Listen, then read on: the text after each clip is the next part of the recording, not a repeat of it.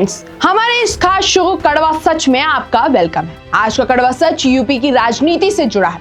आपको बता दें कि पिछले कुछ सालों में यूपी की सियासत सिर्फ वोटों के समीकरण तक सीमित नहीं रही है, बल्कि ये 2017 से पहले का यूपी बनाम 2017 के बाद का यूपी की लड़ाई बन चुकी है, जिस लड़ाई में एक के बाद एक कई कड़वे सच लोगों के सामने आ रहे हैं।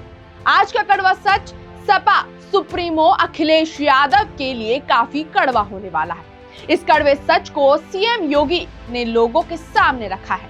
हाल ही में राष्ट्रीय हथकरघा दिवस के मौके पर लखनऊ के लोक भवन में एक कार्यक्रम हुआ। इस मंच से मुख्यमंत्री योगी आदित्यनाथ ने सपा अध्यक्ष और पूर्व मुख्यमंत्री अखिलेश यादव पर कई ऐसे तीखे तंज किए जिसने यूपी की राजनीति में एक बार फिर पुरानी बहसों को जिंदा कर दिया है। देखिए हमारी ये खास रिपोर्ट। लखनऊ में एक कार्यक्रम को संबोधित करते हुए मुख्यमंत्री योगी आदित्यनाथ ने अपने सियासी विरोधी अखिलेश यादव का बिना नाम लिए उनकी जीवन शैली पर सीधा तंज कसा। उन्होंने कहा कि कुछ लोगों के साथ उनके जीवन में जो शब्द जुड़ जाता है वे उससे कभी पीछा नहीं छुड़ा पाते। तंज कसते हुए योगी ने कहा, बबुआ भी यही करते थे, 12 बजे सोकर उठते थे, 2 बजे तक तैयार होते थे, 5 बजे जिम जाते थे और 7 बजे महफिल जम जाती थी, तो फिर वो प्रदेश के बारे में कहाँ सोचते। ये लोग 12 बजे सो करके उठने वाले लोग हैं।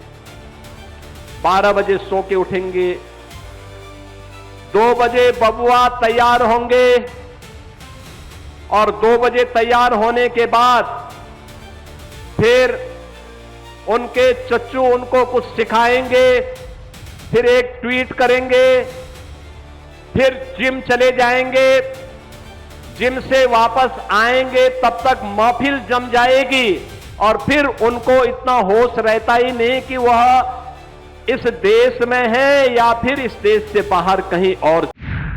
सीएम योगी का ये बयान सिर्फ एक निजी हमला नहीं था, बल्कि इसके जरिए योगी आदित्यनाथ ने तत्कालीन सरकार की गंभीरता और काम करने के तरीके पर सवाल खड़ा किया।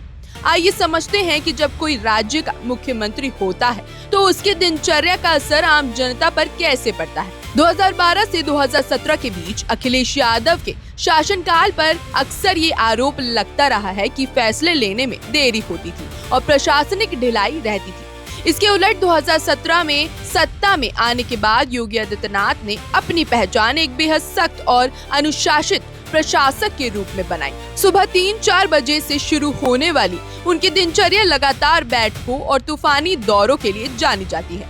योगी आदित्यनाथ का कहना है कि जब सरकार चलाने वाले ही दोपहर में सोकर उठेंगे तो प्रशासनिक मशीनरी ढीली पड़ना तय है और इसी ढिलाई की कीमत यूपी की आम जनता को चुकानी पड़ी है।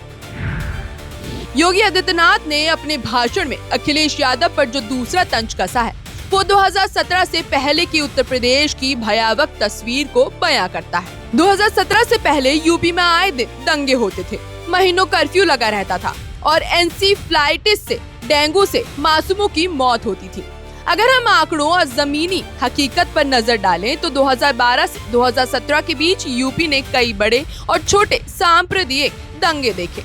मुजफ्फरनगर का दंगा आज भी लोगों के जहन में ताजा है, जिसने सैकड़ों परिवारों को बेघर कर दिया था। व्यापार ठप हो जाता था, दुकानें बंद रहती थी और महीनों तक कर्फ्यू लगा रहता था। दूसरी तरफ स्वास्थ्य क्षेत्र की हालत भी बेहद खस्ता थी। पूर्वी उत्तर प्रदेश, खासकर गोरखपुर और बस्ती मंडल में हर साल जापानी एनसेफेलाइटिस और डेंगू से हजारों मासूम बच्चों की जान चली जाती थी। अस्पतालों में ना तो बेड थे और ना ही दवाइयाँ। 2017 के पहले ये सीजन इंसेफ्लाइटिस के लिए, डेंगू के लिए, मलेरिया के लिए, कालाजार और चिकनगुनिया जैसी बीमारियों के लिए जाना जाता था। हर बच्चे सहमे रहते थे। मैं भी देख रहा था, मैं जब बच्चों को अन्नप्राशन करा रहा था, 2 बच्चे अन्नप्राशन के लिए आए थे, अपनी मां के गोद में बैठे थे। मैंने जैसे ही उनको अपने गोदी में लिया, वे हंसते हुए उनके चेहरे की खुशी बता रही थी कि उसे मालूम है अब उसका भविष्य सुरक्षित है, क्योंकि डबल इंजन की सरकार आज उसे सुरक्षा प्रदान कर रही है। अब बात करते हैं वर्तमान की। 2017 के बाद से यूपी सरकार ने दंगों के खिलाफ जीरो टॉलरेंस की नीति अपनाई। माफिया और अपराधियों पर बुलडोजर कार्यवाही योगी सरकार का नया ब्रांड बन गया। पिछले 8-9 सालों में यूपी में कोई बड़ा दंगा नहीं हुआ है। स्वास्थ्य के मोर्चे पर दस्तक अभियान और टीकाकरण अभियानों के जरिए एंसेफ्लाइटिस जैसी जानलेवा बीमारी को लगभग 95% तक खत्म कर दिया गया। गोरखपुर में एम्स की शुरुआत हुई और हर जिले में मेडिकल कॉलेज बनाए जा रहे हैं। ये बदलाव इस बात का सबूत है कि जब इच्छा शक्ति हो तो सालों पुरानी बीमारियों और समस्याओं से भी निपटा जा सकता है। फ्रेंड्स, सीएम योगी ने अखिलेश पर हमला करते हुए 2017 से पहले की बुनियादी सुविधाओं की हालात पर भी सवाल उठाए। उन्होंने कहा कि 2017 से पहले प्रदेश में बिजली, सड़क और कानून व्यवस्था की स्थिति पूरी तरह बदहाल थी, जिसका खामियाजा यूपी के हर तबके को भुगतना पड़ा था। 2017 से पहले उत्तर प्रदेश में बिजली का आना एक घटना माना जाता था और बिजली जाना नियम। कुछ चुनिंदा वीआईपी जिलों को छोड़कर बाकी ग्रामीण और शहरी इलाकों में घंटों कटौती होती थी। सड़कों का हाल ये था कि गड्ढों में सड़क ढूंढनी पड़ती थी। शाम ढलते ही कानून व्यवस्था के डर से बाजार वीरान हो जाते थे। महिलाएं और लड़कियां शाम के बाद घर से निकलने में डरती थी। कानून व्यवस्था तहस नहस हो चुकी थी। रोज दंगे, कभी सहारनपुर में दंगे, कभी मुजफ्फरनगर में दंगे, कभी मेरठ में दंगे, कभी मुरादाबाद में दंगे, कभी हापुड़ में दंगे, कभी अलीगढ़ में दंगे, कभी एटा में दंगे, कभी मथुरा में दंगे, कभी लखनऊ में, कभी कानपुर में, कभी प्रयागराज में।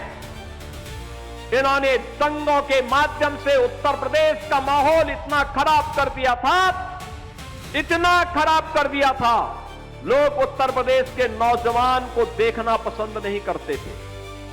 नौजवान के सामने पहचान का संकट इन्होंने खड़ा किया। हस्तशिल्पी और कारीगर प्लान करने के लिए मजबूर हुआ था। व्यापारी त्रस्त था। हर समाजवादी पार्टी का झंडा लिया हुआ समाजवादी पार्टी का कोई भी व्यक्ति जाता था, अवैध वसूली करता था। थानों में इनके कब्जे थे, तहसीलों में इनके कब्जे थे, गुंडागर्दी की शर्म थी और लोगों के मन में ये भाव आ गया था, जिस गाड़ी में सपा का झंडा समझो होगा उसमें कोई सपा का गुंडा। और योगी आदित्यनाथ ने बिल्कुल सही कहा कि जब बाजार वीरान होते हैं तो सबसे ज्यादा नुकसान उन कारीगरों, छोटे दुकानदारों और महिलाओं को होता है जो अपनी आजीविका के लिए रोजमर्रा की बिक्री पर निर्भर है। 2017 के पहले यूपी का यही हाल था, लेकिन आज का यूपी एक्सप्रेसवे प्रदेश के नाम से जाना जाता है। पूर्वांचल एक्सप्रेसवे, बुंदेलखंड एक्सप्रेसवे और निर्माणाधीन गंगा एक्सप्रेसवे ने यूपी की कनेक्टिविटी को बदल दिया है। बिजली के मामले में वीआईपी कल्चर खत्म किया गया। अब रोस्टर के हिसाब से जिला मुख्यालयों को 24 घंटे, तहसीलों को 20 से 22 घंटे और गांव को 18 से 20 घंटे बिना किसी बाधा के बिजली दी जा रही है। कानून व्यवस्था सुधरने से बाजारों में देर रात तक चहल पहल रहती है, जिससे स्थानीय अर्थव्यवस्था को नई ताकत मिली है। मिशन शक्ति जैसे अभियानों से महिलाओं के अंदर सुरक्षा का एहसास बढ़ा है और वो कामकाजी क्षेत्र में बढ़ चढ़कर हिस्सा ले रही हैं। फ्रेंड्स, शिक्षा और प्राथमिक विद्यालयों की हालात पर बोलते हुए सीएम योगी ने पिछली सरकार पर भ्रष्टाचार का सीधा आरोप लगाया। उन्होंने कहा, पहले की सरकारों की रुचि केवल विकास के बजट की लूट में थी, वहीं आज भाजपा सरकार में बेसिक स्कूलों में साफ पानी, टॉयलेट, फ्री यूनिफॉर्म और बैग मिल रहे हैं। आज पीएम मोदी के निपुण भारत अभियान को धरातल पर उतारा जा रहा है। आज वीरांगना औदा देवी के नाम पर, वीरांगना छलकारी बाई कोरी के नाम पर, वीरांगना अवंती बाई लोधी के नाम पर महिला पीएसी की 3 बटालियन का गठन कर दिया है और तीनों में प्रदेश की बेटियों का प्रशिक्षण होगा और वे प्रदेश की सुरक्षा के लिए दुर्गा बहानी के रूप में निकल करके गुंडा और अपराधियों का काम तमाम करने का काम भी करेंगे। बहनों और भाइयों, आज नए उत्तर प्रदेश में आप जहां कहीं भी जाते हैं सम्मान पाते हैं। आज से 9 वर्ष पहले ये नहीं होता था। एक गुंडा बरेली में भी दंगा करवाता था, लगातार अव्यवस्था पैदा करता था। उसने एक बार धमकी दी, प्रशासन थोड़ा सहमा, मैंने कहा चिंता मत करो, तैयारी करो। उसने धमकी दी तो उसको एक बार आने दीजिए, एक बार में निपटो। और आप देख रहे होंगे कि मौलाना जेल में आज कष्ट उठा करके नाक रगड़ रहा है, कह रहा साहब बकस दो, एक बार जान बकस दो, आगे से गलती नहीं करेंगे, दंगा नहीं करेंगे। पहले इन दंगाइयों को मुख्यमंत्री आवास में बुला करके सम्मानित किया जाता था, और आज जब कोई धमकी देता है कि दंगा करवा देंगे तो मैं कहता हूं आओ बच्चों थोड़ा दंगा करवा लो, मैं तुम्हें दंगा कराना सिखा देता हूं कैसा दंगा होता है। 2017 से पहले यूपी के सरकारी स्कूलों की छवि बेहद खराब थी। जर्जर भवन, पीने के साफ पानी का अभाव और सबसे बड़ी बात बालिकाओं के लिए टॉयलेट ना होना, जिसकी वजह से लाखों लड़कियां बीच में ही पढ़ाई छोड़ देती थी। यूनिफॉर्म और किताबों की खरीद में हर साल घोटालों की खबरें आती थी। योगी सरकार ने सत्ता में आने के बाद ऑपरेशन कायाकल्प शुरू किया। इसके तहत 1.5 लाख से ज्यादा सरकारी प्राइमरी स्कूलों की सूरत बदल गई।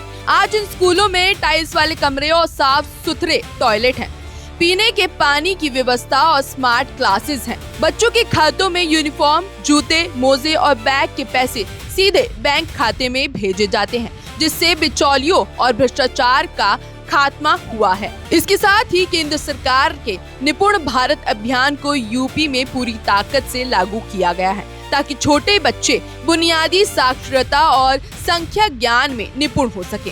योगी आदित्यनाथ ने कार्यक्रम के दौरान स्वदेशी आंदोलन के ऐतिहासिक संदर्भ को भी याद किया। उन्होंने कहा कि 7 अगस्त 1905 को शुरू हुए स्वदेशी मंत्र ने पूरे देश को एकता के सूत्र में बांधा था। तब महात्मा गांधी का राजनीति में पदार्पण नहीं हुआ था, फिर भी स्वदेशी ने आजादी की लड़ाई को दिशा दी।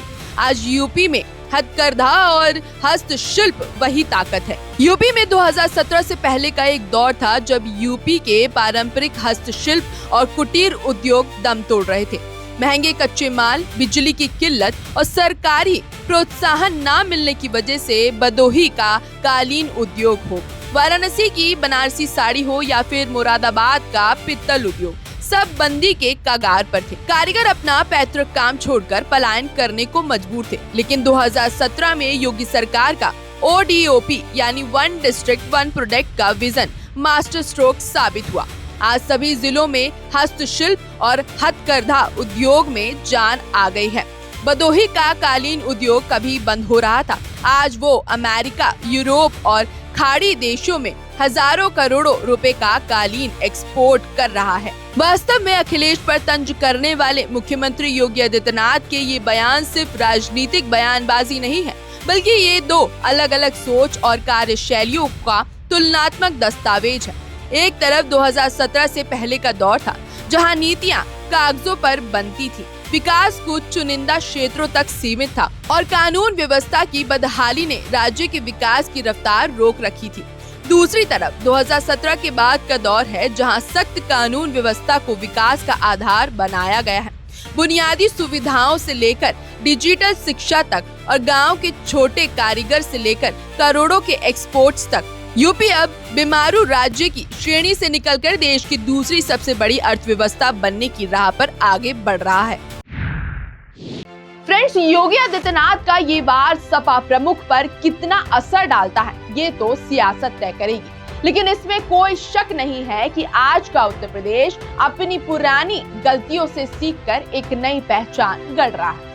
कड़वा सच में इस तुलनात्मक विश्लेषक पर आपकी क्या राय है? क्या आपको लगता है कि 2017 के बाद यूपी का परिदृश्य वाकई बदलता है? हमें कमेंट करके जरूर बताएं। और हाँ, आज के कड़वा सच में जो मीठा सच मैं बताने जा रही हूँ उसे भी ध्यान से सुनिएगा।